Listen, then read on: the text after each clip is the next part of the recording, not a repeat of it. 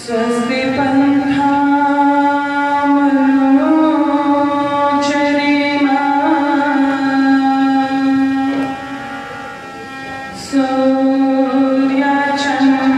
सूर्यचन्द्रिमसा विवा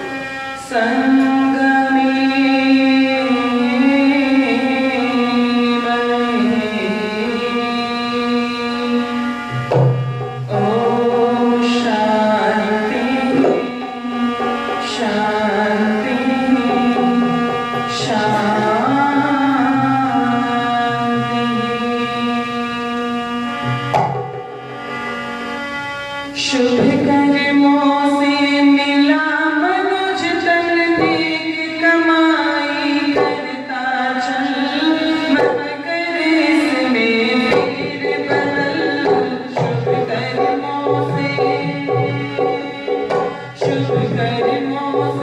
मिला मनुज तन नेक कमाई करता चल मत करे इसमें फेर बदल शुभ कर्मों से मिला मनुज तन नेक कमाई करता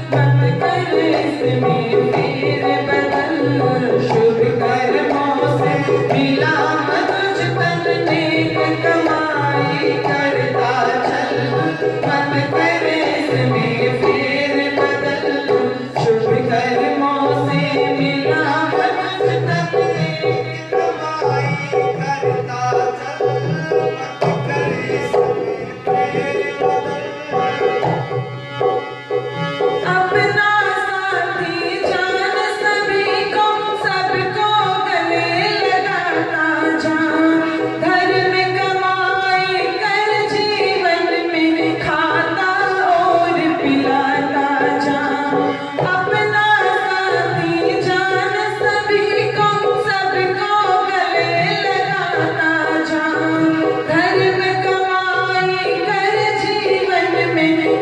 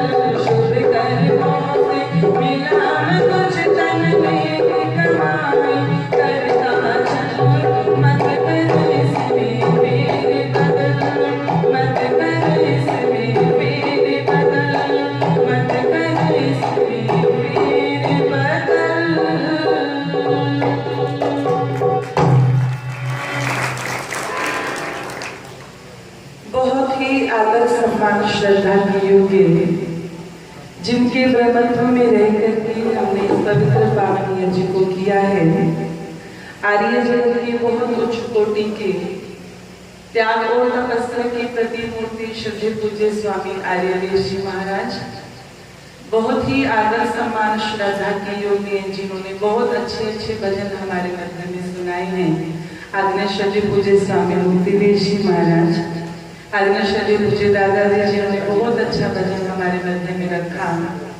आर्य जगत की विदुषी जिन्होंने अपना पूरा जीवन आर्य समाज और ऋषिवर दयानंद जी को समर्पित किया है, जो नित्य प्रतिदिन इस मनुष्य जीवन का उद्देश्य क्या है उस तरफ अग्रसर हो रही है। अनेकों लड़कियों की प्रेरणा स्रोत और यहाँ पर जितनी भी मातृशक्ति बैठी है, ये सब एक नई टीम के रूप में तैयार हुई है टिटोली में। ऐसे हम सभी की प्रेरणा स्रोत आर्या बहन प्रवेश आर्या जी और पूनम आर्या जी, मेरी अनन्या सहयोगी आर्या मुकेश आर्या जी, बहुत अच्छी संगति मेरे साथ में कर रहे हैं आदरणीय दादा जी, समूह उपस्थित समस्त धर्म के अभिलाषी सज्जनों, आदरणीय दादाजी मास्टर अजित पाल आर्य जी, जिन्होंने बहुत अच्छा भजन हमारे मध्य में रखा।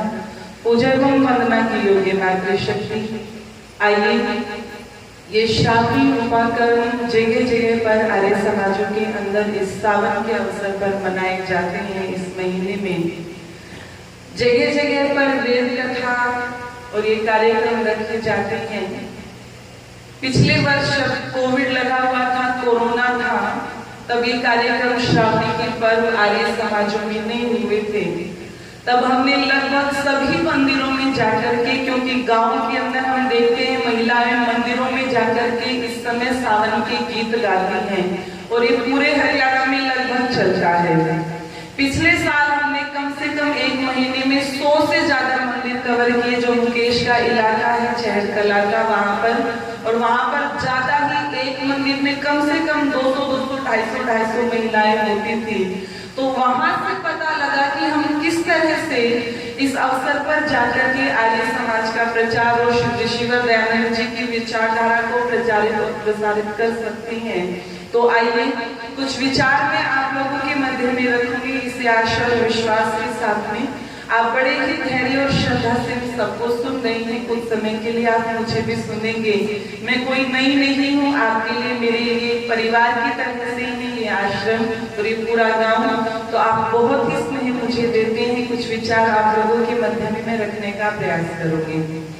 नरदेव जी ने बहुत सुंदर पंक्तियां लिखी कि शुभ कर्मों से मिला मनुष्य तन, नेक कमाई करता चल और मत कर इसमें फेर बदल।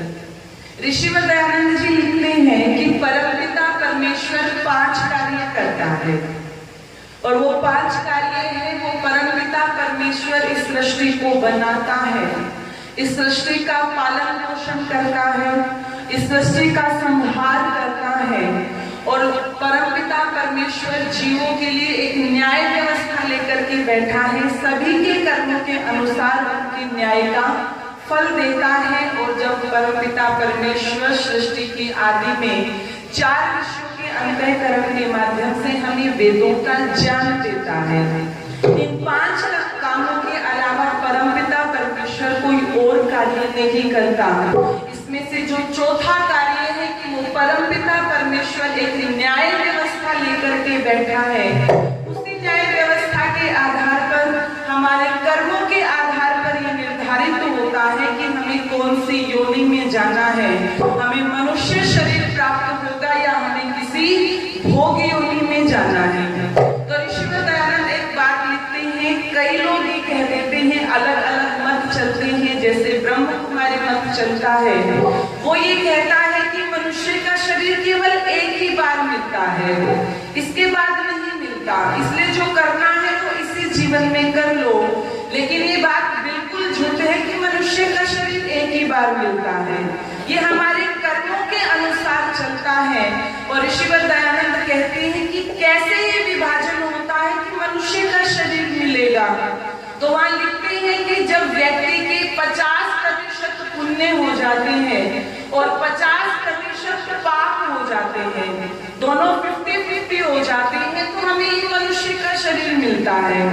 और जैसे ही पुण्य बढ़ेंगे तो मनुष्य के शरीर में भी अंतर है। देखो, एक व्यक्ति तो वो है, एक बच्चा तो वो है जो सड़क पर पैदा होता है, और एक बच्चा वो है जो शुरू से ही ऐश्वर्य के अंदर पैदा होता है, बड़ी बड़ी कोठरियों में पैदा होता है, महलों में पैदा होता है। ये अंतर किसके आधार पर है?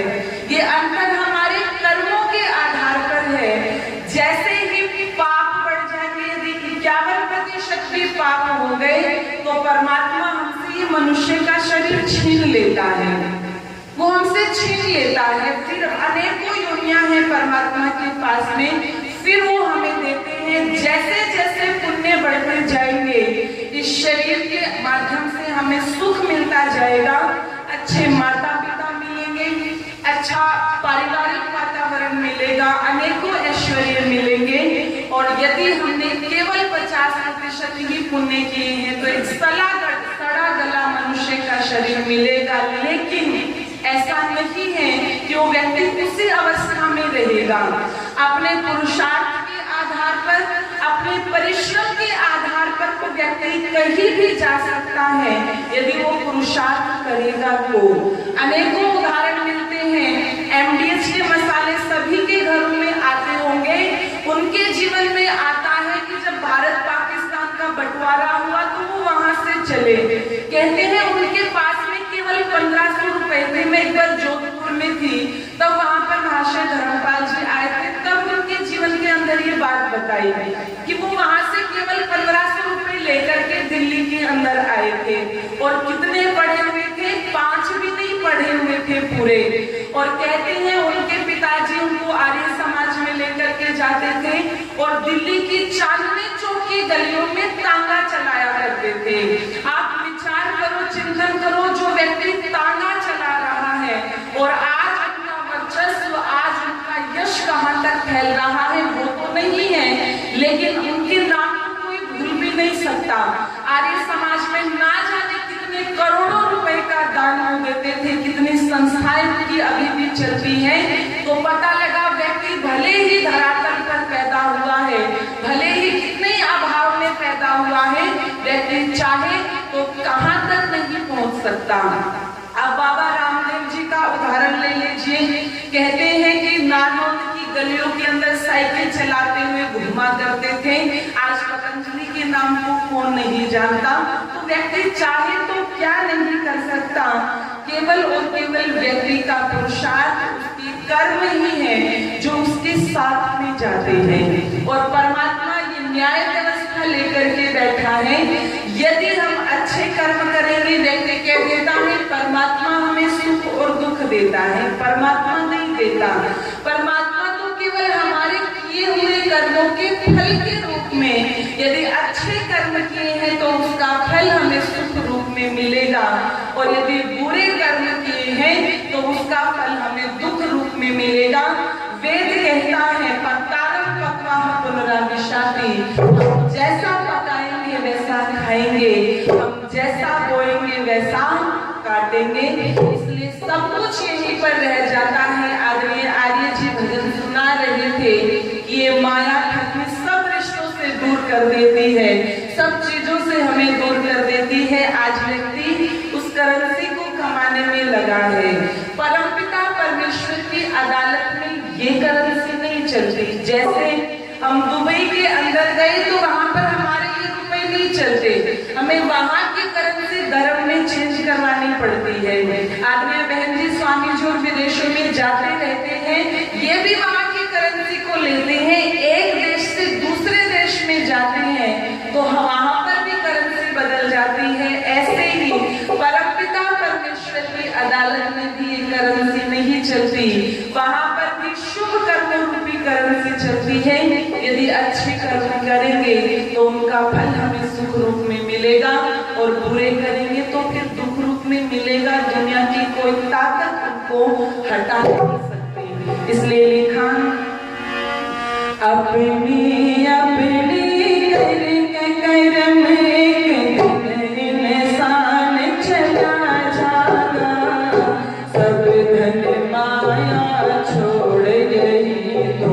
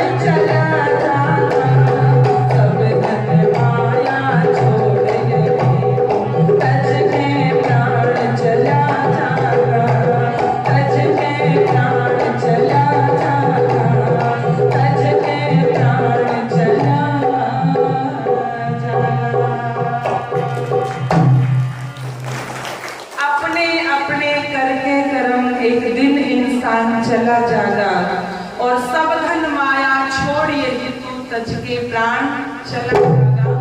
सब रिश्ते नाते यही रह जाते हैं, चंद दिनों में भूल जा घर की नेकी बदी, नेकी कमाई रह जाएगी।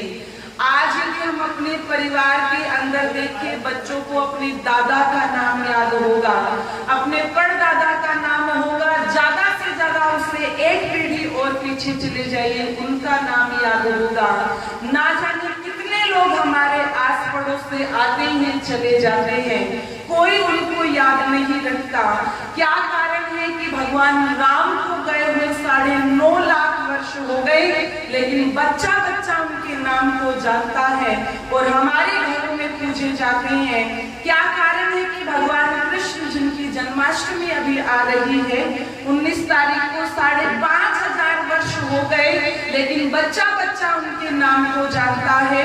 उनकी पूजा हम घर करके अंदर करते हैं, वो इसलिए नहीं करते कि भगवान राम राजा थे, उनके पास में धन की कोई कमी नहीं थी, इसलिए नहीं करते।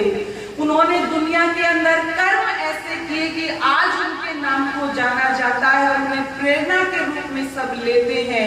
उनका ये भौतिक शरीर तो नहीं है, लेकिन उनका यश रूपी शरीर जो उन्होंने अपने शुभ कर्मों से बनाया, वो उनका यश रूपी शरीर कभी भी मरने वाला नहीं है। इसलिए यदि हमें मरने के बाद भी जीवित रहना है तो उसका एक ही उपाय है, और वो उपाय है जीवन में हम ऐसे शुभ कार्यों को करके जाएं कि आने वाली पीढ़ियां हमारे नाम को याद रखें। लेकिन आज वर्तमान समय में ऐसी परिपाटी, ऐसी अज्ञानता, ऐसी अविद्या की खाई चल पड़ी कि लोगों को ये कहना शुरू कर दिया कि कोई जरूरत नहीं है, अपने आप को केवल अच्छे कामों में लगाओ। यदि बुरे कर्म हो भी गए हैं तो उसका भी पश्चाताप है, उसका भी एक रास्ता है।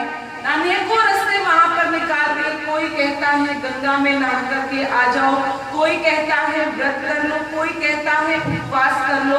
ये जो डिस्काउंट मिलने लग गया ना, लोग कहते हैं आर्य समाज में लोग नहीं आते, वो इसलिए नहीं आते क्योंकि यहाँ पर स्कीम नहीं चलती। जैसे अभी गर्मी जा रही है तो समर सेल हर जगह चल रही है, और वहां पर हर दुकान के बाहर, हर एक शोरूम के बाहर एक बोर्ड आपको देखने को मिलेगा, 60% डिस्काउंट, 70% डिस्काउंट, 80% डिस्काउंट। और जहां पर सबसे ज्यादा डिस्काउंट का बोर्ड दिखता है, व्यक्ति उसी दुकान में घुसता है कि चलो इसमें सबसे ज्यादा डिस्काउंट मिल रहा है, इसमें सस्ते कपड़े आएंगे। ऐसे ही यहाँ पर कोई डिस्काउंट नहीं मिल रहा। यदि हम ये कहने लग जाएं, जैसे ईसाई लोग कहते हैं हमारे ईसा मसीह ने सभी लोगों के पापों को माफ करने के लिए अपने आप को शूली पर चढ़ा दिया, यदि हम भी ये कहने लग जाएं कि हमारे ऋषिवर दयानंद भी सबके पापों को माफ करेंगे, उन्होंने 17 बार जहर के प्याले पिए, तुम कितने ही बुरे काम करना और यहाँ पर आ जाना ऋषिवर दयानंद के शरण में, तो तुम्हारे पाप भी माफ हो जाएंगे। तो ये पूरा आश्रम छोटा पड़ जाएगा जब कार्यक्रम होगा। जब यहाँ पर ये डिस्काउंट नहीं चल रहे तो फिर लोग वहीं जाते हैं जहाँ पर डिस्काउंट मिल रहा है। एक दिन मैं सुन रही थी, देवकी नंदन जी का नाम सबने सुना होगा, जिनकी कथा में ना जाने कितने लाखों लोग आते हैं। वो देवकी नंदन जी जो अपनी कथा करने से पहले बोर्ड लगाती है कि यदि मेरी कथा को सुनने के लिए आओ तो जूतों के साथ में अपनी बुद्धि भी बाहर छोड़ करके आना, जूतों के साथ में अपनी बुद्धि भी बाहर छोड़ करके आना। वो देवकी नंदन जी बड़े बड़े मंच पर बैठ करके एक दिन कह रहे थे, मेरी माताओं, यदि आपने बुरे कर्म कर लिए हैं तो कोई चिंता की बात नहीं है, आपको केवल 2 एकादशी की व्रत करने हैं, और वो 2 एकादशी की व्रत 1 साल में नहीं करने, 2 साल में नहीं करने, 10 साल में नहीं करने। जब तक आप जीवित हैं, जब तक आपकी आयु है, पूरे जीवन काल में आपको केवल 2 एकादशी के व्रत करने हैं। जितने भी तुमने पाप किए हैं वो सारे के सारे पाप माफ हो जाएंगे। जब इतना ज्यादा डिस्काउंट मिलेगा तो फिर लोग किस तरफ जाएंगे? उसी तरफ जाएंगे, भले ही जाएं। जैसे एक भेड़ के पीछे दूसरी भेड़ चलती है और कुएं में जा गिरती है, ऐसे ही ये अविद्या की खाई में सबको धकेल रही हैं। क्योंकि यदि कोई व्यक्ति चोरी करे और पुलिस वाले ये कह दें कि कोई बात नहीं, तुमने चोरी चोरी कर ली तो कर ली, जाओ हम तुम्हें माफ करते हैं। तो सारी दुनिया के अंदर, गांव के अंदर, शहरों के अंदर चोर बढ़ेंगे कि घटेंगे माताओं? आप बताओ, बढ़ेंगे ना। यदि पापों को माफ करने का डिस्काउंट मिल जाएगा तो फिर पापियों की फौज खड़ी हो जाएगी। हमारी तो बात छोड़ दो, भगवान राम को सब जानते हैं, सब पढ़ते हैं, सब सुनते हैं। वाल्मीकि रामायण के उस प्रसंग को उठा करके पढ़ना, हमारा तो जीवन फिर भी कुछ ना कुछ हम डिस्काउंट लेते रहते हैं, कुछ ना कुछ अपनी वैदिक मर्यादाओं को, सिद्धांतों को छोड़ते रहते हैं। वो महाराज दशरथ जो अपने जीवन को वैदिक सिद्धांतों के आधार पर जीते थे, जब भगवान राम को वनवास गए 6 दिन हो गए और जब छठा दिन हुआ तो उन्होंने महारानी कौशल्या को अपने पास में बुलाया और अपने पास बुला करके ये कहा, देवी आज मुझे मेरा वो बुरा काम याद आ रहा है जिसके कारण मुझे लग रहा है कि मुझे जो राम मुझे अपने प्राणों से भी प्यारा था, जिस राम को मैं एक क्षण देखे बिना रह नहीं सकता था, आज वो राम मेरी आंखों से ओझल है, मेरे पास नहीं है, वो वनों में गया है। आज मुझे मेरा वो बुरा काम याद आ रहा है जिसके कारण राम मेरे से दूर हो गया। माता कौशल्या ने पूछा, ऐसा क्या हो गया था, ऐसा कौन सा कार्य आपने किया था? तो महाराज दशरथ कहते हैं, देवी मैंने युवावस्था में कदम ही रखा था, मैंने शब्द वेदी बाण चलाने की कला सीखी थी और जब मुझे हो गया कि मैं निपुण हो गया हूँ, एक दिन मैं अपना धनुष और तीर उठा करके जंगल की तरफ गया शिकार करने, और जब गया तो मेरे कानों में एक आवाज पड़ी। उस आवाज को सुनकर के मुझे ये लगा कि जैसे कोई हिंसक प्राणी जल पी रहा है, और मैंने अपने धनुष बाण से निशाना साधा और वो बाण जाकर के लगा। उसके बाद मुझे एक और दूसरी आवाज सुनाई दी। उस आवाज को सुनकर के मुझे लगा ये आवाज हिंसक प्राणी की नहीं है, ये आवाज तो किसी मनुष्य की है। मैं उसकी आवाज का पीछा करते करते पहुंचा तो देखा कि एक नौजवान लड़का दर्द से करहा रहा है। उसके पास जाकर के जब मैंने उससे उसका नाम पूछा तो उसने अपना नाम श्रवण बताया कि मेरा नाम श्रवण है। मैं अपने अंधे माता पिता को ऋषि मुनियों के प्रवचन सुनाने के लिए निकला हूँ। उन्हें प्यास लगी थी, मैं उनके लिए पानी लेकर के आया, पानी लेने आया था। तो वहां पर एक बात श्रवण कहते हैं महाराज दशरथ से, तीर किस बेदर्दी ने मारा है मुझको, घाट पे क्यों मृत्यु की उतारा है मुझको, तीर किस बेदर्दी ने मारा है मुझको, घाट पे क्यों मृत्यु की उतारा है मुझको, घाट पे क्यों मृत्यु की उतारा है मुझको, तीर किस बेदर्दी ने मारा है मुझको। मात पिता मेरे तड़पते ही होंगे प्यासे, ही होंगे प्यासे, मात पिता मेरे तड़पते ही होंगे प्यासे, ही होंगे प्यासे, पानी लेने था मैं आया उनकी आजा से, उनकी आजा से, खूब उनका प्राणों से प्यारा है मुझको, खूब उनका प्राणों से प्यारा है मुझको, तीर किस बेदर्दी ने मारा है मुझको, घाट पे क्यों मृत्यु की उतारा है मुझको, तीर किस बेदर्दी ने मारा है मुझको।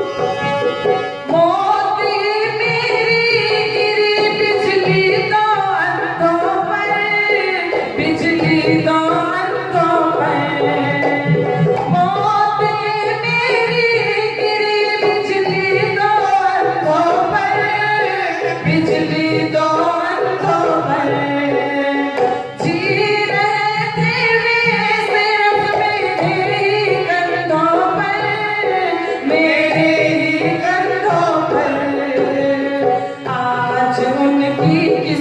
किस्मत ने हारा है मुझको, आज उनकी किस्मत ने हारा है मुझको। फिर किसने धरती ने मारा है मुझको, हाथ पे क्यों मृत्यु के उतारा है मुझको। फिर किसने धरती ने मारा तीर एक मारा मगर तीनों मर जाएंगे, तीनों मर जाएंगे। तीर एक मारा मगर तीनों मर जाएंगे, तीनों मर जाएंगे। वे बिना मेरे कभी जीने ना पाएंगे, जीने ना पाएंगे। कह रही ये पानी की धारा है मुझको, कह रही ये पानी की धारा है मुझको। तीर किसमें धरती ने मारा है मुझको, घाट पे क्यों मृत्यु की उतारा है मुझको। तीर इसमें धरती ने मारा है। वे बने मेरे लिए तो बरकत की छाया, बरकत की छाया। वे बने मेरे लिए तो बरकत की छाया, बरकत की छाया। मैं अभागा हूँ कोई सेवा ना कर पाया, सेवा ना कर पाया। कमे पथिक बस उनका ही सारा है मुझको, कमे पथिक बस उनका ही सारा है मुझको। तीर किसने धरती ने मारा है मुझको, घाट पे क्यों मृत्यु की उतारा है मुझको। आज उनकी किस्मत ने हारा है मुझको, कह रही ये पानी की धारा है मुझको, घाट में क्यों मृत्यु की उतारा है मुझको।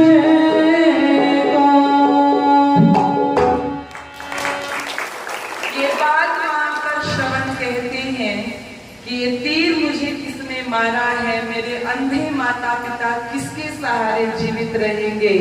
और जब महाराज दशरथ पास में पहुंचे तो महाराज दशरथ को उन्होंने सारी घटना बताई और कहा मुझे लगता है कि मैं जीवित नहीं रह पाऊंगा, इसलिए मेरे अंधे माता पिता वहां पर प्यास से तड़प रहे होंगे, इसलिए मेरा एक काम कर देना, यदि संभव हो तो मेरे माता पिता को मुझसे ला करके मिला देना, उससे पहले एक बार उनको जाकर के पानी पिला करके आऊं। और जब तक वो पानी ना पी ले अपनी वाणी से कुछ मत बोलना, यदि उन्हें पता लग गया मेरे बारे में तो वो पानी को ग्रहण नहीं करेंगे और अपने प्राणों को त्याग देंगे। महाराज दशरथ पानी लेकर के श्रवण के माता पिता के पास पहुंचे और जब पानी आगे बढ़ाया तो श्रवण के माता पिता पैरों की आहट से मानो समझ गए हो कि उनका बेटा श्रवण नहीं है। उन्होंने पूछा कि आप कौन हैं, कहा आप पानी पीजिए। बोले जब तक नहीं बताओगे तुम हो कौन और हमारा बेटा श्रवण कहाँ है, मैं पानी को हम ग्रहण नहीं करेंगे।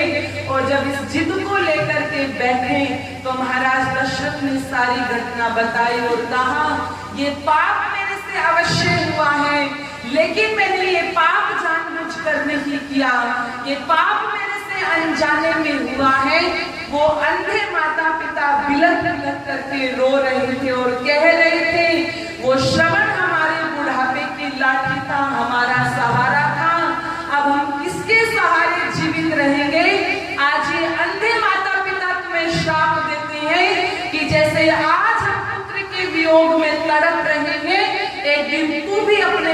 के वियोग में ऐसे ही तड़पेगा। मेरे पुत्र के प्राणों को लेने वाले ना सुख पाएगा दुख हमें देने वाले। मेरे पुत्र के प्राणों को लेने वाले ना सुख पाएगा दुख हमें देने वाले। मेरे पुत्र के प्राणों को लेने वाले ना सुख पाएगा।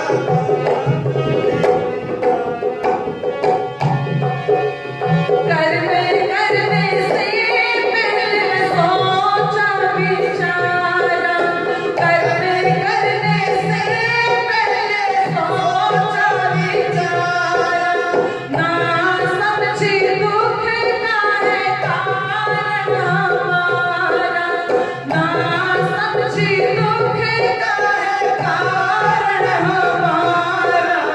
मनुष्य को कहा मनन करने वाले ना सुख पाएगा दुख हमें देने वाले। मेरे पुत्र के प्राणों को लेने वाले ना सुख पाएगा दुख हमें देने वाले। मेरे पुत्र के प्राणों को लेने वाले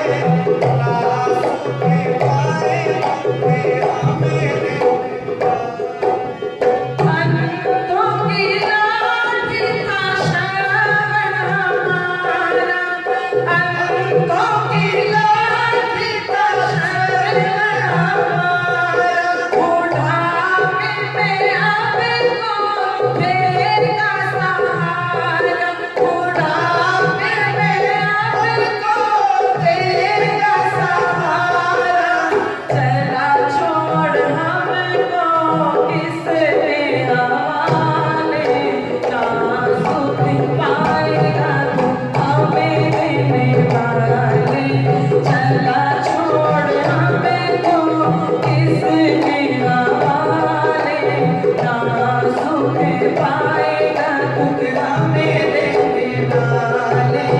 मेरे पुत्र के प्राणों को लेने वाले ना सुख पाएगा दुख हमें देने वाले।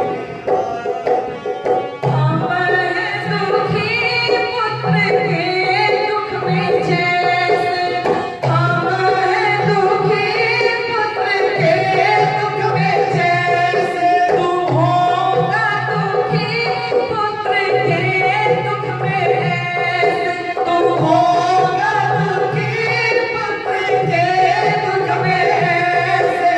कितने नरेश गीत ईश्वर के गाने ना सुख पाएगा हमें देने वाले।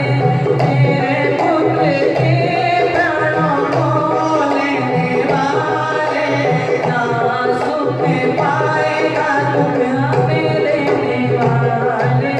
ना सुख पाएगा दुख हमें देने वाले, ना सुख पाएगा दुख हमें देने वाले।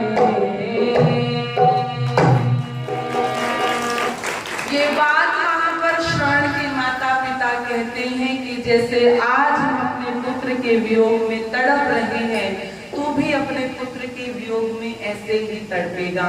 महाराज दशरथ अपने रानी कौशल्या से कहते हैं, देवी मैंने किसी से किसी का बेटा छीना, भले ही वो पाप मेरे से अनजाने में हुआ था। मैंने किसी से किसी का बेटा छीना तो मेरा कर्म लौट करके आया। परमात्मा ने मेरे से मेरा राम जो मुझे प्राणों से भी प्यारा था वो मेरे से दूर हो गया। इस कर्मफल की अवस्था से यदि महाराज दशरथ नहीं बचे, इस कर्मफल की अवस्था से आप भगवान राम को पढ़ेंगे तो पता लगेगा कि जगह जगह पर भगवान राम कहते हैं, लक्ष्मण जरूर हमारे किसी जन्म का ये बुरे कर्मों का ही फल हमें मिल रहा है, जो हमें कष्ट भोगने पड़ रहे हैं।